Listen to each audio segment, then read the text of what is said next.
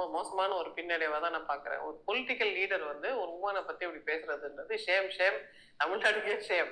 இப்ப நாம் தமிழர் வேற கட்சி வச்சிருக்கிறார். ஒரு தமிழ் ஆண் வந்து ஒரு பெண்ணை பத்தி பேசக்கூடாத விஷயங்களை இவர் பேசுறாரு. சாதாரண ஆண் தெருக்கோடியில் இருக்கிறாருன்னா கூட நம்ம புறக்கணிக்கலாம். கட்சி தலைவரே இப்படி பேசுறாருன்றப்போ அது இன்னும் கொஞ்சம் கவனம் பெறுது.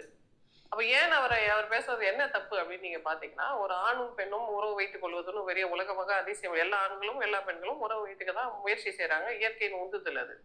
ஆனா கன்சென்ட் எப்படி வாங்கணும்ன்றது இருக்குல்ல. நீ நானும் சும்மா கொஞ்ச நேரம் நீ ஃப்ரெண்ட்ஸ் வித் பெனிஃபிட்ஸா இருக்கலாம், நான் கல்யாணம் எல்லாம் பண்ணிக்க மாட்டேன், உனக்கு சந்தோஷம் எனக்கும் சந்தோஷம்னு சொல்லிட்டு அது முடிஞ்சிருச்சு. இந்த பெண்ணை அதை பத்தி கேட்கறதுக்கு அந்த பெண்ணுக்கும் உரிமை இல்லை. ஆனா திருமணம் செய்து கொள்வேன்னு ஒருத்தர் நம்பிக்கை கொடுத்துட்ட பிறகு, நான் உன்னதான் கல்யாணம் பண்ணிக்க போறேன், அதனால உறவுல ஈடுபடலாம்னு அந்த பொண்ணை கோர்ஸுவா கன்சென்ட் வாங்கிட்ட பிறகு, அதெல்லாம் இல்ல நீதான் அந்த பழைய தொழிலாளின்னு சொல்லிட்டாருன்னா, அப்போ எத்தனை அநியாயங்கள் அவர் செய்யறாரு பாருங்க. முதல்ல கன்சென்ட்